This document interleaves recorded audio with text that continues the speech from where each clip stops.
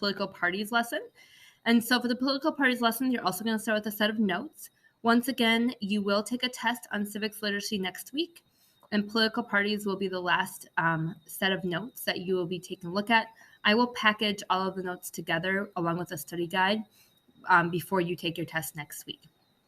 So you're going to open up these political party notes. And so most people kind of understand we have two major political parties in the United States. They are the Republicans and the Democrats. And a political party is just people who have joined together based on certain common principles or beliefs.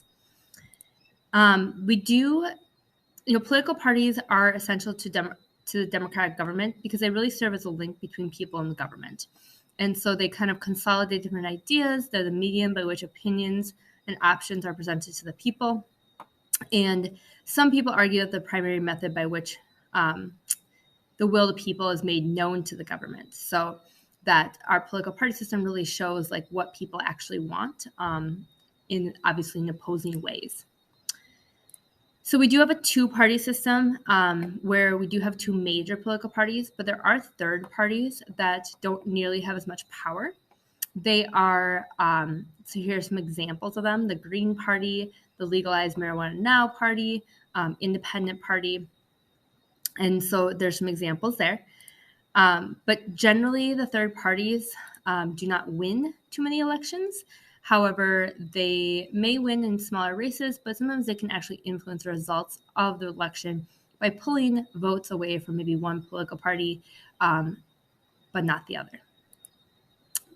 So the historical basis is that we've always had a two-party system. The earliest political parties were known as the Federalists and the Democrat Republicans, and they've shifted over time. But really, since the mid 20th century, we've had the Democrats and Republicans as the two major political parties. And the political parties really represent two different ends of the political spectrum. So in center are moderates who maybe don't necessarily identify as Democrats or Republicans. On the left are liberals, and they are generally looking for change. They support government, big government. And then those people are more likely to see themselves as Democrats, whereas people on the right, outside of the political spectrum, are more conservative. They're looking for ways to preserve their way of life or a way of life. They oppose big government, and those are more likely to align with Republicans. And you can kind of read through more of that.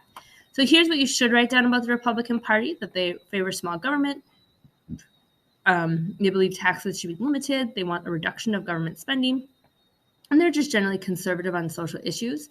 So things like they're more likely to be pro-life, meaning that they do not support abortion. They want to limit gun control. They in general oppose gay marriage. And then on the on the left, the Democratic Party is more big government. They promote big government, support social welfare programs, are liberal on social issues, and believe that the government should get more involved in the economy. And so here's some examples of Republicans and Democrats. So this is Donald Trump, this is Mike Pence, this is Ronald Reagan, who was the president in the 1980s. This is George W. Bush. Over here we have Barack Obama, we have Joe Biden, we have Bill Clinton, who was president in the 1990s, and then Hillary Clinton, who ran for presidency against Donald Trump. So take notes on that, and then you are going to have one assignment that goes along with political parties. The political parties are, you're going to basically take a political spectrum quiz. So you are going to start here. Before you take the quizzes, you're going to think about what political party, just kind of based on what we talked about, or maybe what you, what your parents say, or what you kind of know about the two political parties. What political ideology do you think you will belong to based on the presentation? Because you're going to take a quiz that will kind of place you in a political party. And if you don't know too much about the political parties, then use the slides. Like, look at what a Democrat represents, a Republican represents. You need to kind of come up with what you think you'll be. You can't just say, I don't know. So why did you say this? Is it because of your parents? Is it because of what you read? Is it because of your friends? And then you're going to be taking two quizzes. The first one is going to be required. The second one is extra credit. So you're going to use this link to find your political typology, meaning that your typology is where you kind of fall on the political spectrum. There are questions, so you're going to try your best to answer the question. So for example, the first question is, if you had to choose, would you rather have a smaller government or a bigger government?